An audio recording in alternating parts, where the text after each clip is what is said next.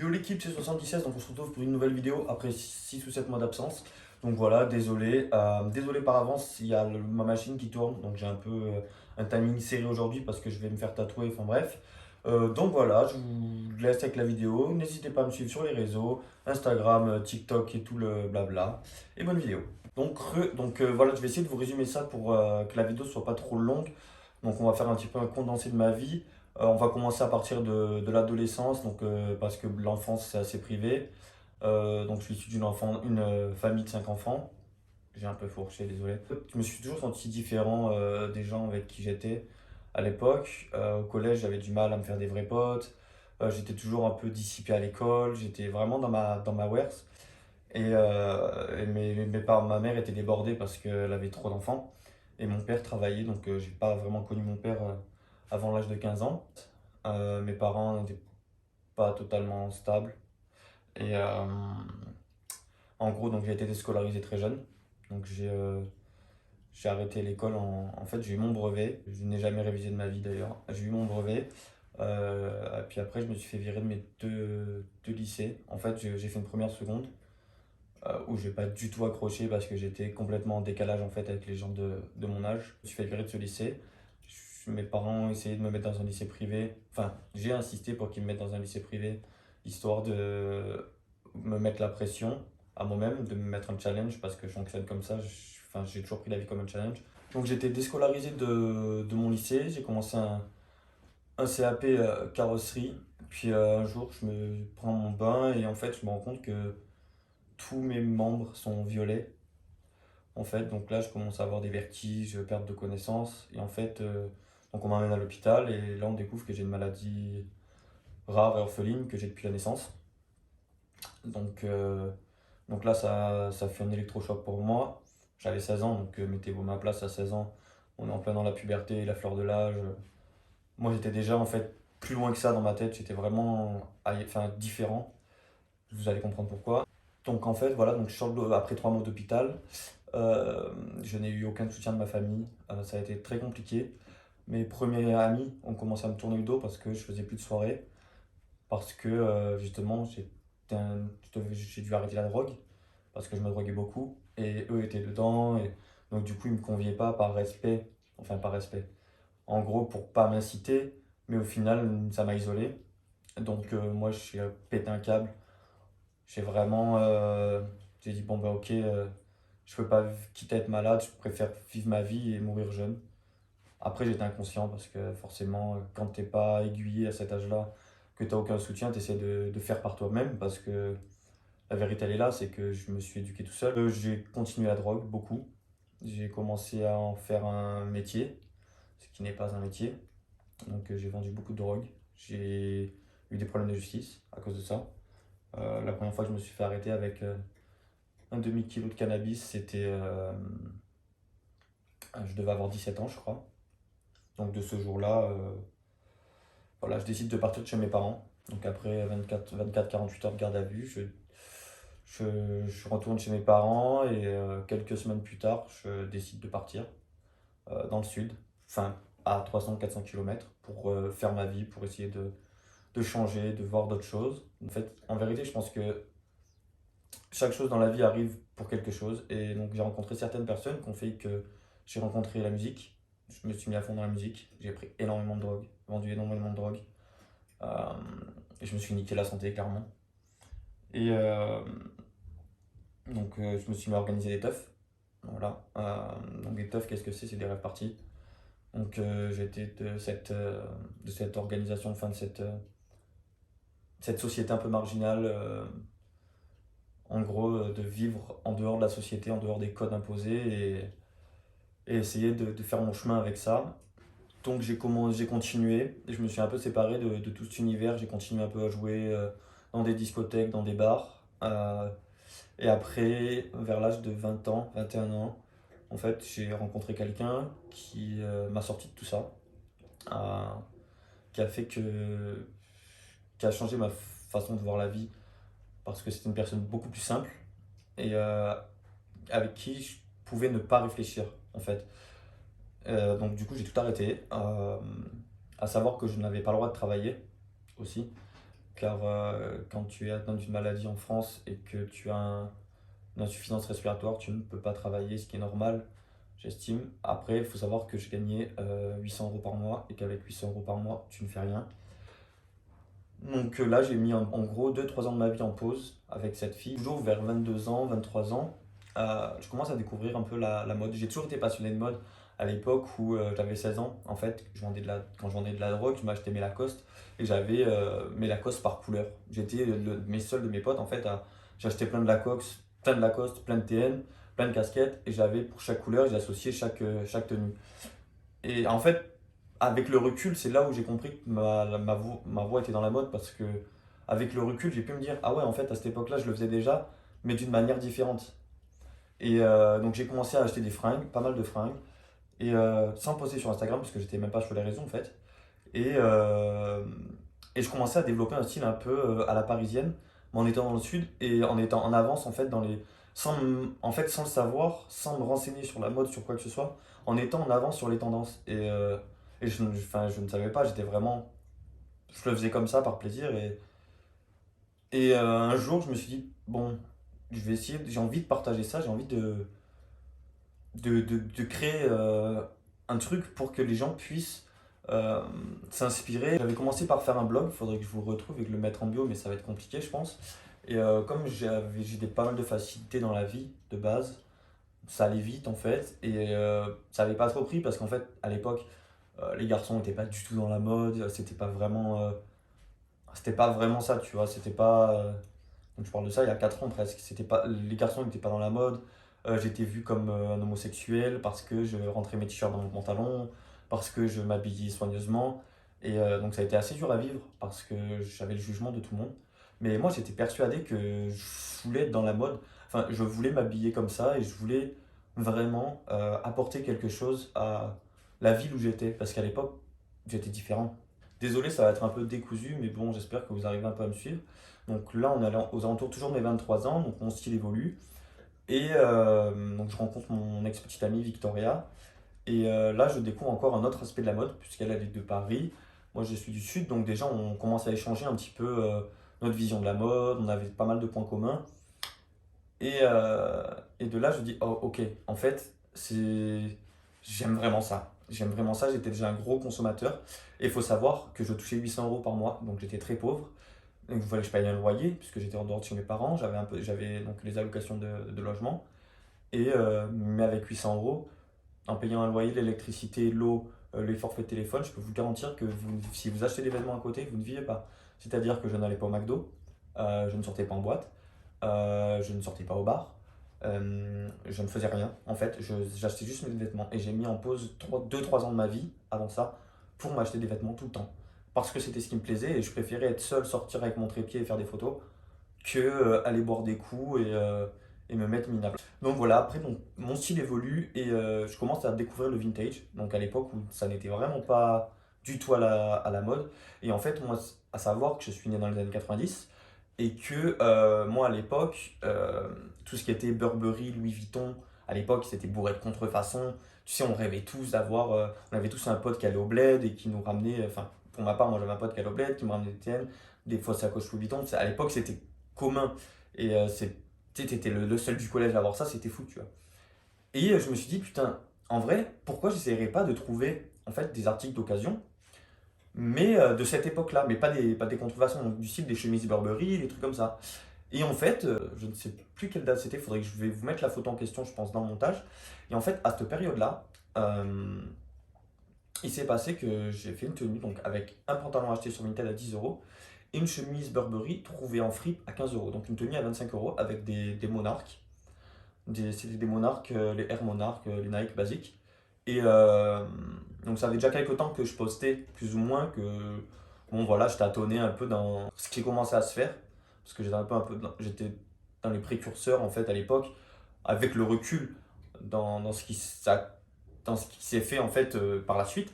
Et du coup, donc j'ai posté cette photo, donc je vous mettrai. Et là, donc le magazine Pose Online m'a riposté en fait. Et de là, toutes les pages streetwear, les magazines streetwear ont commencé à me riposter, à s'intéresser à moi, à me faire des interviews. Et en fait, c'est allé super vite. C'est allé vraiment, j'ai pas eu le temps d'avoir un recul dessus. J'ai été vraiment pris dans le truc et pour moi, je comprenais pas ce qui se passait vraiment. En fait, moi j'étais en mode dans ma tête, ok, donc en fait le but c'est que ces gens s'intéressent à toi, donc faut que tu sois encore plus pointu dans ce que tu fais, faut que tu fasses des tenues plus recherchées, il faut que tu travailles ta créativité en fait. Et parce que j'ai toujours eu ce côté où j'aime l'art. Donc, dans la vie, pour moi, tout ce qui est art c'est important, donc tout ce qui est photo, tableau, culture, donc tout ce qui est musée, musique, mode, cinéma. Donc tout ça en fait c'est de l'art, c'est ce qui permet de développer notre créativité. Et on a tous une créativité, je pense, en nous. Et je me suis mis en fait à faire vraiment une grosse introspection sur moi-même au niveau de la mode. Introspection sur la mode, sur ma créativité en fait, pour essayer de comprendre, euh, en gros, pour arriver à mettre une image sur ce que je ressens en m'habillant. Donc c'est un peu vague, je sais, mais je suis chaud. Faut pas chercher à comprendre. Et donc j'ai continué. Là, ça a pété. Je crois que j'ai fait 40 000 abonnés en 5 mois, 6 mois. Et maintenant, il y a beaucoup trop de concurrence. Et quand je revois mes photos d'avant, je me dis, mais ces mecs-là, ils sont devant. Mais en même temps, à l'époque, on n'avait pas d'exemple. C'est-à-dire que nous, avec le recul, maintenant, je sais que pour certains, je vais être un exemple, ils vont s'inspirer, donc ils vont forcément faire mieux que ce que je faisais au début. Et comme si demain, moi, je vois quelqu'un qui fait mieux que moi, forcément, je vais me dire, ah, ok, ça c'est pas mal, je peux essayer de prendre une information et d'en faire une autre information. Et, euh, et donc voilà, c'est comme ça que ça a pris. Il faut savoir que je n'ai pas gagné d'argent jusqu'à mes 40 ou 50 000 abonnés. Donc voilà, donc le moment où j'ai réussi à peu près, c'est en 2019-2020. Donc à partir du moment où j'ai commencé à gagner un petit peu d'argent, de quoi vivre mieux que ce que je vivais. Et donc pour moi, c'était pas assez, hein. Donc ce que je faisais, c'est que je chinais des vêtements, je les revendais. En fait, le fait d'avoir vécu beaucoup de business de drogue durant mon enfance, mon adolescence, ça m'a formaté, ça m'a appris l'offre et la demande, ça m'a appris le marketing, ça m'a appris plein de choses, sans le vouloir, forcément. Parce que quand tu vas vendre de la drogue, tu dis pas, ah, tiens, ça c'est du marketing. Enfin bref. Et donc je me suis mis à chiner les vêtements, les revendre. Et donc après, ça m'a permis de racheter des pièces plus fortes et donc de créer du meilleur contenu. Ce qui s'est passé, c'est donc en fait, entre-temps, j'ai appris plusieurs choses. Donc j'ai appris que donc j'avais un trouble de l'attention, en fait. Donc c'était la réponse qui me manquait depuis ma naissance. Donc un trouble de l'attention et un HPI. Donc un TDA et un HPI. Donc exactement, en fait, c'est un trouble de l'attention, c'est des enfants un peu hyperactifs, en gros, je résume, qui ressentent les choses différemment, en fait, que les autres êtres humains. Donc il y a des gens comme ça, le cerveau est différent, tout le monde est différent. Et il y a des gens qui ne ressentent pas les choses de la même manière. C'est-à-dire que je vais être intense dans toutes mes réactions, dans tous mes actes, et je vais avoir beaucoup de blocages. C'est-à-dire que quand je vais faire un truc, je vais être obstiné sur un truc, et tant que je suis pas venu à bout de cette chose, je vais la faire, et je vais en parler, et je vais me focus, et j'arrive pas à me concentrer sur autre chose. Et le HPI, en fait, ça s'appelle un haut potentiel intellectuel. Donc en gros, c'est une gamme de gens, donc on dit 2% de la population à peu près, qui ont un quotient intellectuel supérieur à la moyenne. Et en gros, en fait, ça cumule avec mon TDA, si vous voulez, c'était hyper dur à gérer, en fait. Et comme mes parents ne s'en sont jamais occupés, moi je pouvais pas le deviner parce que j'étais enfant. En fait, tout ça a influé sur ma vie d'après, en fait. Si j'avais eu cette réponse en étant petit, j'aurais été dans des écoles spécialisées, j'aurais appris différemment, j'aurais eu un chemin scolaire plus rapide parce que donc j'avais des meilleures notes à l'école sans rien faire, sans écouter, en étant dissipé. Et donc ma vie aurait été différente. Mais au final, est-ce que moi j'ai envie, à l'heure d'aujourd'hui, d'échanger ma vie? Non. En fait, j'ai appris ça l'année dernière. Ça a bouleversé ma vie parce que j'ai compris plein de choses. J'ai compris que. En fait, j'ai enfin compris le pourquoi j'étais différent et pourquoi j'arrivais pas à me sociabiliser complètement avec les gens. Ça a vraiment, vraiment tout changé. J'ai beaucoup eu plus confiance en moi. Je me suis dit, en fait, t'es pas bizarre, t'es juste toi et tu dois t'aimer à ta manière. Et donc, l'acceptation, c'est assez compliqué, hein. Et j'ai commencé à croire beaucoup à la loi de l'attraction, de la positivité. Vous savez, en chimie, pour qu'un courant alternatif soit viable, il faut ça parte d'un plus et que ça aille vers le moins. Mais dans la vie, ça marche pas comme ça en fait. Dans la vie, si tu es une personne plus, tu attires des personnes plus. Et les personnes plus et les personnes moins ne collent pas, ça ne va pas ensemble. C'est impossible. Ça peut marcher sur le court terme, mais ça ne peut pas marcher sur le long terme. Je vous parle de ça en tant que relation amicale, amoureuse. Enfin bref, c'est une complexitude. Et en gros, donc, j'ai commencé à m'accepter et à me dire, ok, donc je suis positive. Maintenant, plus je suis positive, plus il va m'arriver des choses bien. Et ça n'a pas marché forcément dès le début. Donc j'ai perdu mon meilleur ami l'année dernière. Donc il a été assassiné.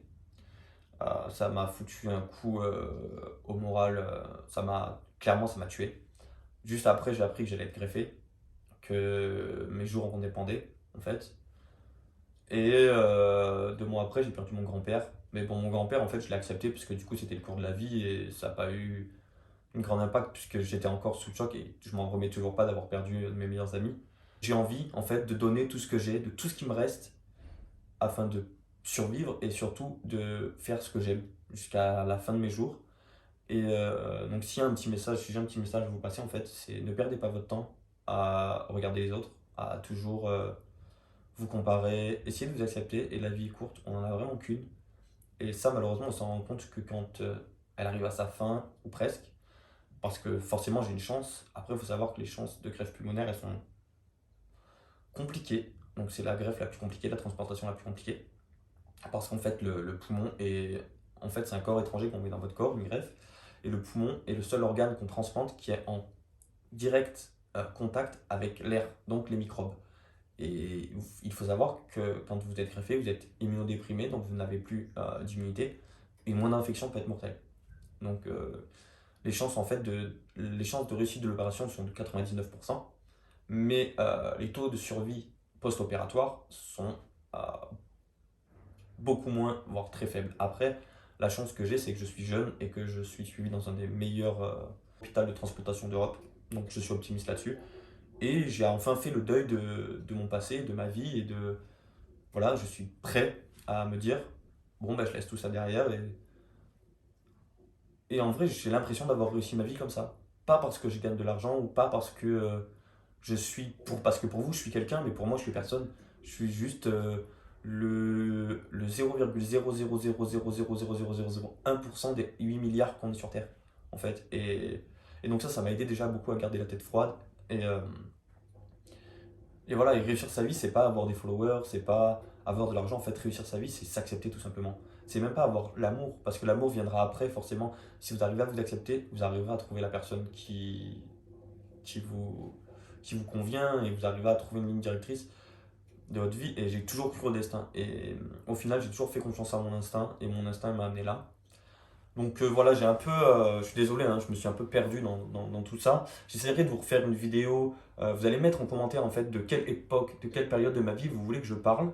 On va faire ça, ça va être plus simple. Et moi, je ferai une vidéo spéciale sur chaque partie parce que ma vie, elle est vraiment très longue. J'ai 27 ans, mais elle est très longue par rapport à certaines personnes. J'ai vécu beaucoup de choses. J'ai énormément vécu seul. J'espère que ça vous aura un peu éclairé sur ma vie et surtout si ça peut vous aider à vous accepter et à prendre des décisions dans votre vie. Le dernier conseil que je vais vous donner, c'est écouter votre vous intérieur. La plupart des gens, vous avez une vie longue, alors essayez de gagner ce temps en fait que j'ai perdu moi en me détruisant la santé. Essayez de vous dire en fait, ouais, ok, il faut que je m'accepte et que je m'écoute maintenant et que je vais pas attendre mes 27 ans pour m'écouter ou mes 26 ans pour m'écouter ou mes 80 ans. En fait, écoutez-vous maintenant, prenez des choix et sachez que n'importe quel choix que vous prenez ou que vous prendrez, je ne sais pas, ça va en fait vous forger. Vous tombez, ben c'est pas grave, vous vous relevez. En fait, l'échec est une victoire. L'échec n'est pas définitif. Ce qui est définitif, par contre, c'est de ne pas vouloir essayer et de ne pas vouloir subir d'échecs. Parce que là, en fait, c'est définitif, vous évoluerez pas. Voilà. Donc, et puis si vous voulez que je vous fasse un petit peu des vidéos sur la positive attitude, sur comment travailler sur soi, sur comment en fait réussir ce qu'on entreprend en étant focalisé, en se donnant des objectifs, en matérialisant ses rêves, ben, mettez-le dans les commentaires et on peut partir sur ça aussi comme type de vidéo, comme type de format. Et parce que je peux faire de la mode et je peux faire autre chose. Enfin, c'est important de partager un peu tout. Et voilà, on se retrouve pour une nouvelle vidéo bientôt. Je pense sur mes pièces ou sur mes sacs préférés parce qu'il y a eu beaucoup de changements. Voilà.